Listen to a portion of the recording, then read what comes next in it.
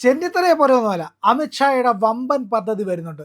കേരളത്തിലെന്നല്ല, ഇന്ത്യക്കകത്ത് പോലും ഇനി മയക്കുമരുന്ന് മാഫിയയ്ക്ക് അത്ര പെട്ടെന്നൊന്നും പദ്ധതികൾ നടപ്പിലാക്കാൻ പറ്റില്ല. അതിനെയൊക്കെ വമ്പൻ പൂട്ടിട്ട് പിടികൂടാനുള്ള ചില പദ്ധതികൾ അമിത്ഷാ ഒരുക്കിയിരിക്കുന്നു എന്നുള്ളതാണ്. കേരളത്തിൽ എന്തായാലും തുടക്കമൊക്കെ കേരളത്തിൽ നന്നായി. പക്ഷേ അതിന് മുമ്പേ ഒരുക്കിയ പദ്ധതി അമിത്ഷാ നാളെ പ്രഖ്യാപിക്കും. അതിനുള്ള നടപടികൾ തുടങ്ങിക്കഴിഞ്ഞു. ആ പദ്ധതികൾ വമ്പൻ മാറ്റം ഉണ്ടാക്കുമെന്നാണ് പറയുന്നത്.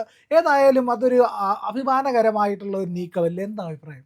അതിലേക്ക് വരാം പ്രിയൻ. അതിനു മുമ്പ് നമ്മളെല്ലാവരും വളരെ എക്സൈറ്റഡ് ആയിരുന്നു. രമേശ് ചെന്നിത്തല ഭയങ്കരമായിട്ട് നർക്കോട്ടിക്സിനെതിരെ പ്രവർത്തിക്കുന്നു. ഞാൻ കണ്ണാലെ കണ്ടിട്ടുണ്ട് പോലീസുകാർ ഇവരെ പിടികൂടുന്നതും. സോഴ്സ് ഇപ്പോൾ കുറച്ച് കുട്ടികൾ ഒരു കടയുടെ മുമ്പിൽ നിന്ന് സിഗരറ്റ് വലിക്കുന്നുണ്ടെങ്കിൽ സോഴ്സ് ആ കടയാണ്. ആ അതെ. കടയിലുള്ള വിൽപ്പന നിർത്തിയാൽ മാത്രമല്ലേ കുട്ടികൾക്ക് കിട്ടാണ്ടിരിക്കുള്ളൂ. അങ്ങനെയൊക്കെ ചെയ്യുന്നുണ്ട്. ഞാൻ കണക്കുകളൊന്ന് വായിച്ചോട്ടെ. അതായത് ഇപ്പോൾ ഇതുവരെ, അതായത് മിനിഞ്ഞാന്ന് വരെ 3687 കേസുകളാണ് രജിസ്റ്റർ ചെയ്തിരിക്കുന്നത്. 3931 ആളുകളെ അറസ്റ്റ് ചെയ്തിട്ടുണ്ട്. നമ്മുടെ കൊച്ചു കേരളത്തിൽ എത്ര ജയിലുകളുണ്ടെന്ന് അറിയാമോ? 57 ജയിലുകൾ. 4 central prison, 5 open prison, 13 special jail, 3 സ്ത്രീകൾക്ക് വേണ്ടിയുള്ള ജയിൽ എന്നൊക്കെ പറഞ്ഞ് ജയിലുകളുണ്ട്. അതിലാകപ്പാടെ ഇടാൻ പറ്റുന്നത് 7878 ആളുകളെയാണ് തടവിൽ പാർപ്പിക്കാനായിട്ട് പറ്റുക. ആസ് ഇറ്റ് ഈസ് 10800 പേര് ജയിലിലുണ്ട്. മിനിഞ്ഞാന്നത്തെ കണക്കാണ് ഞാൻ പറയുന്നത്. അതിൻ്റെ കൂടെയാണ് ഈ 3687 കേസുകൾ ഉൾപ്പെട്ട 3931 ആളുകളെ, നാർക്കോട്ടിക്സ് കേസുകൾ ഉൾപ്പെട്ട ആൾക്കാരെയും കൂടെ ജയിലിലേക്ക് അയച്ചിരിക്കുന്നത്. ജയിലിന് ഉൾക്കൊള്ളാൻ പറ്റുന്ന, കേരളത്തിലെ ജയിലിന് ഉൾക്കൊള്ളാൻ പറ്റുന്നതിൻ്റെ ഇരട്ടി ആളുകൾ ഇവരും കൂടെ വന്നപ്പോഴായി. ഇതാരെ പറ്റിക്കാൻ വേണ്ടി ചെയ്യുന്നതാ? ഇവരെ കേസ് രജിസ്റ്റർ ചെയ്ത് തടവിലിട്ടിട്ടുണ്ടോ? തടവിലിടുകയാണെങ്കിൽ അതൊരു മനുഷ്യാവകാശ ലംഘനമാണ്. ഓൾറെഡി 8000 പേർക്ക് താമസിക്കാൻ പറ്റുന്ന സ്ഥലത്ത് 11,000 പേരുണ്ട്. അതിൻ്റെ കൂടെയാണ് ഈ 4000 പേരും കൂടെ വരുന്നത്. നേരെ ഇരട്ടിയാണ്. കേസ് രജിസ്റ്റർ ചെയ്ത് അവരെ വിട്ട് അയച്ചിട്ട് തടവിലാക്കി. ഇങ്ങനെയുള്ള കേസുകളെല്ലാം തന്നെ ജാമ്യമില്ലാ വകുപ്പിൽ ഉൾപ്പെടുത്തി വരുന്ന കേസുകളാണ്. ആ കാര്യം കൂടെ സീരിയസ് ആയിട്ട് വിവരാവകാശ പ്രവർത്തകർ എടുക്കണം. അല്ലെങ്കിൽ നമുക്കെടുക്കാം. ഏതൊക്കെ ജയിലിലാണ് ഈ 4000-ഓളം പേര്, 3983 പേരെ പാർപ്പിച്ചിരിക്കുന്നത്? അതിനുള്ള പ്രൊവിഷൻസ് ഉണ്ടോ? എന്താണ് മിക്കവാറും സാധ്യതയില്ല. ഇവരെ കോടതിയിൽ ഹാജരാക്കുമ്പോൾ തന്നെ ജയിലിൽ സ്ഥലമില്ല എന്നുള്ളത് കോടതിക്കൊക്കെ അറിയാന്നുള്ളതാണ്. പക്ഷേ പെട്ടെന്ന് വിടാൻ ജാമ്യം പറ്റില്ല. കൊടുത്തു വിടും. ഇല്ല, ജാമ്യം കൊടുക്കാൻ പറ്റില്ല. ജാമ്യമില്ലാ വകുപ്പല്ല. ഇത് ഇവരെ തടവിലാക്കിയിരിക്കുന്നു എന്നല്ലേ നമുക്ക് വന്നിരിക്കുന്ന അതെ. ഇത്. ആളുകൾ അറസ്റ്റ് ചെയ്തിട്ട് തടവിലാക്കിയിട്ടുണ്ടെന്നാണ് നമുക്ക് കിട്ടിയിരിക്കുന്ന ഇൻഫർമേഷൻ. അപ്പോൾ ഈ രമേശ് ചെന്നിത്തല പറയുന്ന ഈ കാര്യങ്ങൾ നടക്കുന്നുണ്ടോ എന്നറിയില്ല. ഇന്നലെ നമ്മുടെ ക്വീൻസ് വാക്ക് വേയിൽ കൂടെ നടന്നു പോകുമ്പോൾ 2 ചെറുപ്പക്കാർ നിന്ന് സിഗരറ്റ് വലിക്കുകയാണ്. ഞാൻ പറഞ്ഞു, മോനെ, പോലീസിൻ്റെ വളരെ ഇതുണ്ട്, നിങ്ങളത് ഇങ്ങനെ ചെയ്യാൻ പാടില്ല, പാസീവ് സ്മോക്കിംഗ് വരും, ഇറ്റ്സ് നോട്ട് റൈറ്റ് എന്ന് പറഞ്ഞിട്ട് ശരി ശരി എന്നിട്ട് അവർ കളയുന്നില്ല. മുമ്പും ഞാൻ പറഞ്ഞിട്ടൊരു പെൺകുട്ടിയും ആ കുട്ടിയുടെ ഒപ്പമുള്ള 2 പുരുഷന്മാരും, പെൺകുട്ടി സിഗരറ്റ് കുത്തിക്കെടുത്തിട്ട് അത് കൈ പിടിച്ചോണ്ട് നിൽക്കുക.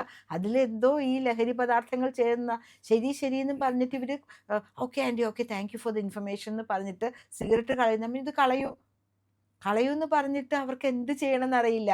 കാശ് ചിലവാക്കി ഒരു പദാർത്ഥം മേടിച്ചത് കളയുവാൻ പറയുന്നതിൻ്റെ ആ വെപ്രാളം വളരെ ബുദ്ധിമുട്ടി കിട്ടിയതായിരിക്കാം. അത് അവരുടെ മുഖത്തുണ്ടായിരുന്നു. ഈ സിഗരറ്റ് എന്ന് പറയുന്നത് വളരെ നിർഗുണമായിട്ടുള്ള കാര്യമല്ല.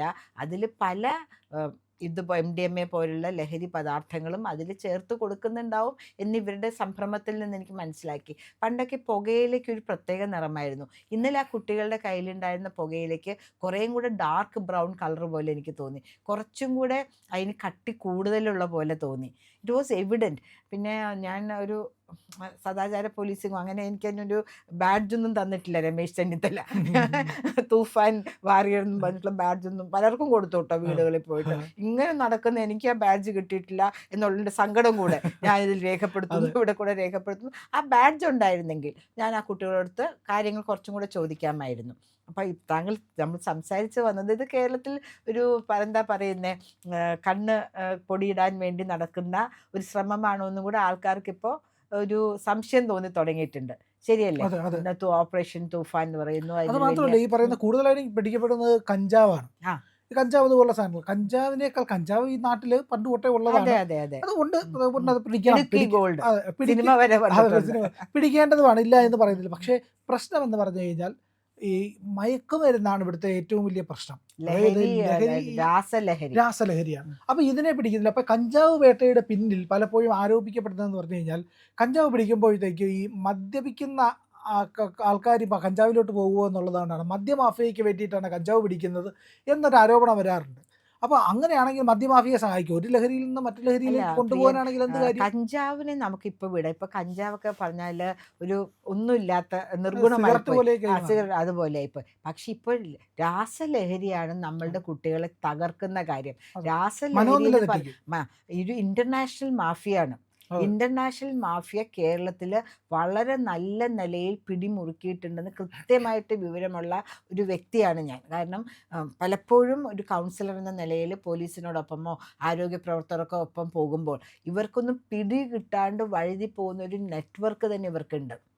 നമ്മൾ ചെല്ലുമ്പോൾ അവരുടെ സാധനം മാത്രം ഉണ്ടാവും, അല്ലെങ്കിൽ ചെല്ലുമ്പോൾ അയാൾ മാത്രം ഉണ്ടാവും, സാധനങ്ങളൊന്നും ഉണ്ടാവില്ല. ഒരാളടുത്ത് ചെല്ലുമ്പോൾ ഫുൾ സർക്യൂട്ടിലേക്ക് പോവുകയാണ്, ഇതാ പോലീസ് ഉണ്ടെന്ന് പറഞ്ഞിട്ട്. അമിത്ഷായിലേക്ക് തിരിച്ച് അതൊക്കെ നടക്കുള്ളൂ കേട്ടോ. അമിത്ഷായുടെ ആ ഒരു റഡാറിലേക്ക് കേരളം വന്ന എന്ന് നമ്മൾ റെഡിയായി, അല്ലെങ്കിൽ എന്ന് നമ്മൾ രക്ഷപ്പെട്ടു എന്ന് നമ്മൾ വിചാരിച്ചാൽ മതി. അപ്പോൾ അമിത്ഷാജി പറയുന്നത് എന്താണെന്നറിയാമോ? NCORD എന്നാണ് അദ്ദേഹം കൊണ്ടുവരാൻ പോകുന്ന നാളെ മുതൽ പ്രാബല്യത്തിൽ വരാൻ പോകുന്ന, നടപ്പിലാക്കാൻ പോകുന്ന പദ്ധതി. NCORD എന്നാണ് അതിന് പറയുന്നത്. അപ്പോൾ അതിന് വേണ്ടിയിട്ട് 108 ഓഫീസേഴ്സിൻ്റെ ഒരു മീറ്റിംഗ് കോൾ ചെയ്തിട്ടുണ്ട്. 42 കേന്ദ്ര വകുപ്പിൽ നിന്നുള്ള വിവിധ ഉദ്യോഗസ്ഥന്മാരും അതുപോലെ സംസ്ഥാന സർക്കാരുകൾ, അതായത് നമ്മൾ എന്താണ് യൂണിയൻ ടെറിട്ടറി ഉണ്ട്, സംസ്ഥാനങ്ങളുണ്ട്, സ്റ്റേറ്റുകളുണ്ട്, അവിടുന്ന് ഡിപ്ലോയ് ചെയ്യുന്ന, അവിടുന്ന് റെക്കമെൻഡ് ചെയ്യുന്ന ഓഫീസേഴ്സ് കൂടി ചേർന്ന് 108 പ്രവർത്തകരാണ്, അതായത് ഓഫീസേഴ്സിൻ്റെ മീറ്റിംഗാണ് നടക്കാൻ പോകുന്നത്. വിഷൻ ഡോക്യുമെൻ്റ് എന്ന് പറയുകയാണെങ്കിൽ ഡിമാൻഡ്, സപ്ലൈ, ഹാം റിഡക്ഷൻ വരുത്തുക. ഡിമാൻഡ് കുറയ്ക്കുക എന്ന് പറഞ്ഞാൽ വലിയ ബുദ്ധിമുട്ടുള്ള കാര്യമാണ്. സപ്ലൈ എന്ന് പറഞ്ഞാൽ അതിനെക്കാട്ടിലും വലിയ ബുദ്ധിമുട്ടാണ്. ഹാം റിഡക്റ്റ് ചെയ്യുക, നമ്മുടെ റെഡ്യൂസ് ചെയ്യുക, നമ്മുടെ രാജ്യത്തിൻ്റെ ഭാവിയാണ് ഹാം എന്ന് പറയുമ്പോൾ. ആ കുട്ടികളെ, അല്ലെങ്കിൽ ഇപ്പോൾ സ്ത്രീകളും പുരുഷന്മാരും പ്രായമായവരും എല്ലാവരും ഈ വലയിലുണ്ട്. അവരിൽ നിന്നുണ്ടാകുന്ന ഹാം എന്ന് പറഞ്ഞാൽ നമ്മുടെ രാജ്യത്തിന് ഏറ്റവും ദേശത്തിന് തന്നെ ഒരു നാശം സംഭവിക്കാൻ പോകുന്ന കാര്യമാണ്. പല കൺട്രികളിലും ന്യൂക്ലിയർ വെപ്പണേക്കാട്ടിലും കൂടുതൽ, യുദ്ധത്തിനേക്കാൾ കൂടുതൽ കുട്ടികളുടെ ഭാവി തലമുറയെ, അവിടുത്തെ പൗരന്മാരെ ഇതുപോലുള്ള രാസലഹരിക്കും മദ്യത്തിനും അടിമകളാക്കി ഒന്നിനും കൊള്ളാത്ത നിഷ്ക്രിയരായ മനുഷ്യരാക്കി മാറ്റുക എന്നുള്ളൊരു വലിയ ചാണക്യ തന്ത്രമാണ് പല ഡെവലപ്ഡ് കൺട്രീസും നടപ്പാക്കുന്നത്. നമ്മുടെ അമിത്ഷാജിയെ രാഷ്ട്രീയ ചാണക്യൻ എന്ന് പറഞ്ഞാൽ ഒരു കാര്യം അദ്ദേഹം വിചാരിച്ചു, അദ്ദേഹത്തിന് വേണ്ടിയല്ല പ്രിയൻ, ഓരോ മനുഷ്യരും അദ്ദേഹത്തിൻ്റെ അമ്മയാണ്, അച്ഛനാണ്, ചേട്ടനാണ്, ചേച്ചിയാണ്, മകളാണ്, മകനാണ്, അങ്ങനെയുള്ള ഇത് എൻ്റെ രാജ്യം. ഞാൻ എപ്പോഴും പറയും, India is my country, we don't have another country to go to. എവിടെ വേണമെങ്കിലും ആർക്ക് വേണമെങ്കിലും പോയി താമസിക്കാം, പക്ഷേ നമ്മളെപ്പോലുള്ള ഇന്ത്യയിൽ താമസിക്കുന്ന ഇത് എൻ്റെ രാജ്യമാണ്. ഇവിടെ നിന്നുള്ള റീബിൽഡിങ് ദ നേഷൻ, അതാണ് അമിത്ഷാജി ഇപ്പോൾ ചെയ്യുന്നത്. പല ഇൻവേഷൻസും കൊണ്ട് നശിച്ചു പോയൊരു രാജ്യം, നമ്മുടെ സംസ്കൃതി പോലും പോയി അല്ലേ, അതിൽ നിന്ന് rebuild the nation, give me your hand to support rebuild the nation എന്നാണ് മോഡിജി പറയുന്നത്. Modiji right hand left hand എല്ലാം അമിത്ഷാജി. അപ്പോൾ പറയുന്നത് സിന്തറ്റിക് ഡ്രഗ്സ്, ഡാർക്ക് വെബ് എന്ന് കേട്ടിട്ടുണ്ടോ? അത് കേരളത്തിലുണ്ടോ?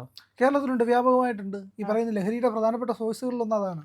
അപ്പോൾ കേരളത്തിൽ ഇതിനെക്കുറിച്ച് രമേശ് ചെന്നിത്തല മിണ്ടിയിട്ടുണ്ടോ? ഇങ്ങനൊരു സ്ഥാനം പോലും കേരളത്തിൽ ഇല്ല എന്നുള്ള മട്ടിലാണ് അദ്ദേഹത്തിൻ്റെ സംസാരവും പരിപാടി. ഈ ഡാർക്ക് വെബ് വഴി എന്ത് വേണമെങ്കിലും നമുക്ക് കിട്ടും. ഒരു 2 പെൺകുട്ടികൾ, ബാംഗ്ലൂരിൽ പഠിക്കുന്ന പെൺകുട്ടികൾ, ഇൻറ്റേൺഷിപ്പ്, ഞാൻ ജേർണലിസ്റ്റ് ആയിരുന്നില്ല, എൻ്റെ അടുത്ത് വന്നപ്പോൾ അവർ തമ്മിൽ ഇവിടെ എനിക്കറിയാം, എൻ്റെ ഡിവിഷൻ, ഞാൻ പ്രതിനിധീകരിച്ച ഡിവിഷനിൽ എവിടെയൊക്കെ എന്തൊക്കെ കിട്ടുന്ന അറിയാം. ഞാൻ മതി അവിടെ ഒന്ന് പോയി നോക്ക്, കഞ്ചാവ് കിട്ടുമോ നോക്ക്. അവർ തിരിച്ചു വന്നിട്ട് പറയാം, മാഡം യു ആർ ഔട്ട്ഡേറ്റഡ്. അവർ ഞങ്ങളോട് പറയും, എന്തിനാണ് കഞ്ചാവ്, 5 മിനിറ്റ് വെയിറ്റ് ചെയ്യൂ, ഇതിലേക്ക് പേയ്മെൻറ്റ് നടത്തും, നിങ്ങൾക്ക് എന്താ വേണ്ടത്, രാസലഹരി MDMA എന്താ വേണ്ടതെന്ന്. അപ്പം മാഡത്തിൻ്റെ ചിന്ത ഇപ്പോഴും കഞ്ചാവിലാണ്. ശരിക്കും കഞ്ചാവിൽ നിന്ന് പുരോഗമിച്ചിട്ടില്ല എന്നാണ് അവരെന്നോട് പറഞ്ഞു തന്നത്. അങ്ങനെയുള്ള കാര്യങ്ങൾ കേരളത്തിൽ നടക്കുമ്പോൾ എങ്ങനെയാണ് ഈ ഡാർക്ക് വെബാണ് നമ്മൾ ആദ്യം തരംഗം വയ്ക്കേണ്ടത്, ആദ്യം നമ്മൾ പൊട്ടിക്കേണ്ടത് വെബാണ് അല്ലേ.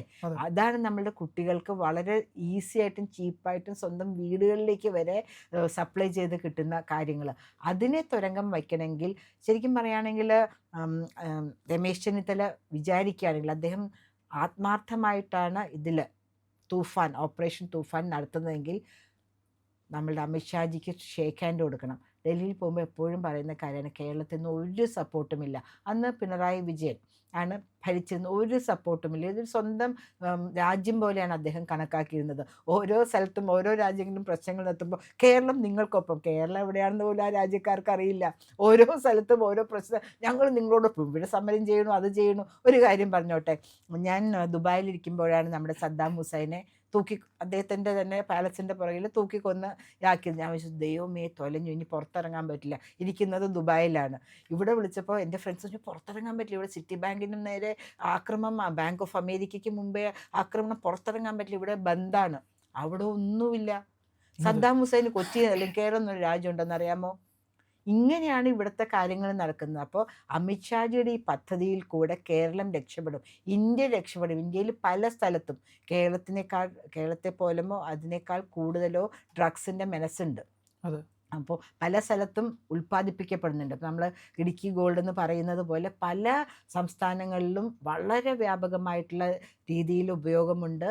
വന്നിറങ്ങുന്നുണ്ട്, പോർട്ടുകളിൽ വന്നിറങ്ങുന്നുണ്ട്, അല്ലെങ്കിൽ നമ്മളുടെ എയർപോർട്ടുകളിൽ വരുന്ന ഫ്ലൈറ്റുകളിൽ വന്നിറങ്ങുന്നുണ്ട്. എന്നോടൊരു IPS ACP അദ്ദേഹം പറഞ്ഞ പോലെ നമ്മളും നോക്കുന്നില്ല തലമുടിയുടെയൊക്കെ ഇടയിൽ ഇപ്പം മിക്ക ആൺകുട്ടികളും ഇങ്ങനെ ഉച്ചിയിലൊക്കെ കെട്ടി പഴയ ഋഷിവര്യന്മാരെ പോലെയൊക്കെയാണ് നടത്തുന്നത്. അതിൻ്റെ ഇടയിൽ കൂടെ എത്ര വേണമെങ്കിലും കൊണ്ടുവരാം. നമ്മൾ കുറേ കാര്യങ്ങളൊക്കെ അങ്ങ് വിട്ടുപോകും, കുറേയൊക്കെ അവർ ശരി വിട്ടു പോകട്ടെ എന്ന് വെച്ച് പ്രഷറുമുണ്ട്. ഈ ഓഫീസർമാരുടെ വീട്ടിലും ഭാര്യയുണ്ട്, അമ്മയുണ്ട്, കുട്ടികളുണ്ട്. സിനിമയിൽ മാത്രമല്ല ഇങ്ങനെയുള്ള ത്രെട്ടനിങ്സും നടക്കുന്നുണ്ട്. എന്താ നമുക്കെന്തിനാ, പോട്ടെ, നമ്മുടെ മോനെ ഇതിൽ നിന്ന് നമുക്ക് രക്ഷിച്ച് നിർത്തിയാൽ മതിയല്ലോ എന്ന് ഓഫീസേഴ്സ് വിചാരിക്കുന്ന. പക്ഷെ അത് നടക്കില്ല. എല്ലാ കുട്ടികളും ഒരുമിച്ച് നിന്ന് പോകുമ്പോൾ ഈ കുട്ടിയും അതിൻ്റെ കൂടെ തന്നെ ചേരും. അതിന് അമിത്ഷാജി ഇപ്പോൾ രംഗത്തിറങ്ങിക്കഴിഞ്ഞു. അമിത്ഷാജി എന്ന് പറഞ്ഞാൽ ഉരുക്ക് മുഷ്ടിയാണ്. ഇനി ഇന്ത്യയിൽ രമേശ് ആത്മാർത്ഥമായിട്ടാണ് തൂഫാനുമായിട്ട് പോകുന്നുണ്ടെങ്കിൽ രമേശിനൊപ്പം, അമിത്ഷായ്ക്കൊപ്പം രമേശ് ചേർന്ന് പ്രവർത്തിക്കുകയാണെങ്കിൽ കേരളവും ലഹരി മുക്തമാകും.